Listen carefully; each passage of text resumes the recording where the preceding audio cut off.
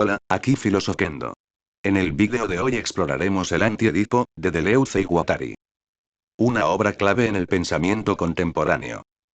Si te gusta este contenido, recuerda darle like y suscribirte. En 1972, los filósofos franceses Gilles Deleuze y Félix Guattari publicaron el Anti-Edipo, el primer volumen de lo que titularían Capitalismo y Esquizofrenia. El segundo volumen, 1000 mesetas, expandiría y radicalizaría muchas de sus ideas. El Anti-Edipo surge en un contexto de crisis. Francia a finales de los 60 con un ambiente de efervescencia política, critica al marxismo ortodoxo, y al mismo tiempo rechazo a la represión sexual descrita por Freud y al estructuralismo lacaniano dominante en el psicoanálisis francés. El libro es varias cosas al mismo tiempo. Una crítica del psicoanálisis freudiano y lacaniano, que reducen la vida psíquica al drama de Edipo. Una crítica del capitalismo, que funciona como una gran máquina que codifica y descodifica los deseos. Una propuesta de nueva teoría del deseo, entendida no como carencia como en Freud o Platón, sino como producción. El deseo produce realidad, produce mundo, produce máquinas sociales.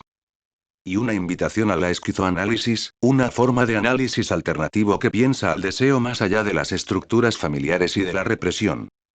El subtítulo del libro, Capitalismo y Esquizofrenia, ya da la clave. El capitalismo, con su lógica de descodificación, guarda una relación estructural con la esquizofrenia. El blanco principal es Freud y su complejo de Edipo. El título mismo, el Anti-Edipo, señala el ataque a la centralidad del complejo de Edipo en el psicoanálisis. Para Freud, la vida psíquica del niño se organiza alrededor de la familia nuclear. Atracción hacia la madre, rivalidad con el padre. Seguida por represión del deseo incestuoso. Y finalmente la interiorización de la prohibición como superyo. Esta estructura edípica se convierte, en la teoría psicoanalítica, en la matriz de toda subjetividad. Deleuze y Guattari rechazan esta reducción radical. El deseo no nace en la familia, sino que es social desde el inicio. El niño está inmerso en redes sociales, económicas, políticas, culturales. El deseo no es carencia lo que falta, sino producción. Un flujo positivo y con potencial creativo. El Edipo no es una estructura universal, sino un dispositivo de control inventado por el psicoanálisis burgués para normalizar y domesticar el deseo. Por eso dicen que el psicoanálisis no ha dejado de edificar el Edipo sobre los escombros del deseo. Los autores plantean entonces a las máquinas deseantes. Una nueva concepción del deseo. En lugar de ver el deseo como drama familiar, Deleuze y Guattari lo conciben como una máquina. El inconsciente no es un teatro como en Freud, con personajes y representaciones, sino una fábrica. El deseo funciona como una red de máquinas deseantes. Pequeñas máquinas que se conectan, producen juntas y fluyen. Cada máquina deseante se conecta con otra. Por ejemplo, un bebé que mama no vive solo un drama edípico con la madre. Vive una máquina. Boca. Seno. Leche. Ese ensamblaje produce placer, vida, continuidad. De este modo, los autores se distancian del psicoanálisis y del modelo de representación. El inconsciente no representa, sino que produce. Una de las tesis más poderosas del libro es la inseparabilidad entre lo psíquico y lo social. Toda producción deseante es también producción social. Puesto que no hay inconsciente separado de lo histórico y político. El deseo produce realidad. Instituciones, arte, economía, organización social. Esto los lleva a decir que el inconsciente es máquina de producción y no teatro de representaciones. En Freud y en gran parte de la tradición filosófica desde Platón, el deseo es definido como falta, como lo que no se tiene. Deleuze y Guattari proponen lo contrario. El deseo es afirmación, energía, flujo productivo. No se desea porque falte algo, sino porque produce conexiones y nuevas realidades. Pensar el deseo como carencia es una forma de reprimirlo y canalizarlo hacia las estructuras de poder como la familia, el Estado o la mercancía. El Anti-Edipo no se queda en la teoría del inconsciente. Describe también cómo las sociedades organizan y codifican los flujos del deseo. Deleuze y Guattari identifican tres grandes formas históricas. Primero, las sociedades primitivas o territoriales.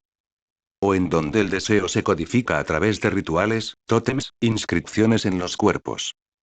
O la tierra es el gran registro de la producción. O todo flujo deseante es territorializado y codificado en la tribu. Segundo, las sociedades despóticas o imperiales. Aparece el déspota como figura que centraliza los flujos. O la inscripción pasa a realizarse en el cuerpo social del Estado despótico. O la deuda infinita con el déspota organiza el deseo. Y por último, la sociedad capitalista. O lo distintivo del capitalismo es la descodificación. Libera los flujos, derrumba códigos anteriores. O sin embargo, inmediatamente vuelve a recodificar bajo el signo del dinero, del mercado, de la mercancía. O el capitalismo funciona en una tensión constante. Necesita descodificar para expandirse, pero teme al exceso esquizofrénico que podría desbordarlo. De ahí que digan: el capitalismo es la única máquina social que funciona sobre su propia ruptura, sobre su propio límite. La relación entre el capitalismo y la esquizofrenia es una de las ideas más célebres del libro. El capitalismo necesita liberar los flujos dinero, deseo, tecnología, trabajo, pero al mismo tiempo no puede permitir que esos flujos corran sin control. La esquizofrenia, entendida no como enfermedad clínica sino como figura teórica, representa el punto donde el flujo deseante se libera absolutamente. Por eso, dicen Deleuze y Guattari, el capitalismo es esquizofrénico por naturaleza pero reprime la esquizofrenia real, porque teme su potencia desterritorializadora. El esquizo se convierte en el reverso del capitalista. Ambos atraviesan flujos, pero mientras el capitalista captura y acumula, el esquizo los deja circular. El psiquiatra Wilhelm Reich había propuesto que la represión sexual era el núcleo de la represión social. Liberar la sexualidad llevaría a liberar a la sociedad. Deleuze y Guattari coinciden parcialmente, pero lo radicalizan. No es solo la sexualidad lo que se reprime, sino el deseo en general. El deseo no es puramente sexual. Es productivo, social y político. La tarea no es liberar el sexo, sino afirmar el deseo en todas sus formas de producción. Una de las contribuciones más poderosas del anti-Edipo es la idea de que el inconsciente es político.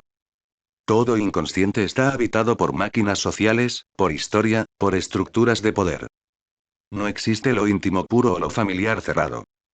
El psicoanálisis, al reducirlo todo a Edipo, hace un gran servicio al poder, porque despolitiza el deseo. Deleuze y Guattari buscan reabrir esa dimensión política, entendiendo que la organización del deseo está ligada a la organización social. Los autores proponen el esquizoanálisis. Una alternativa al psicoanálisis. Este método alternativo consiste en no interpretar el inconsciente como un teatro edípico, sino cartografiarlo como una máquina productiva. Seguir los flujos de deseo, sus conexiones, sus cortes, sus bloqueos. Ayudar a los sujetos a salir de las trampas de la familia, del Estado, del capital.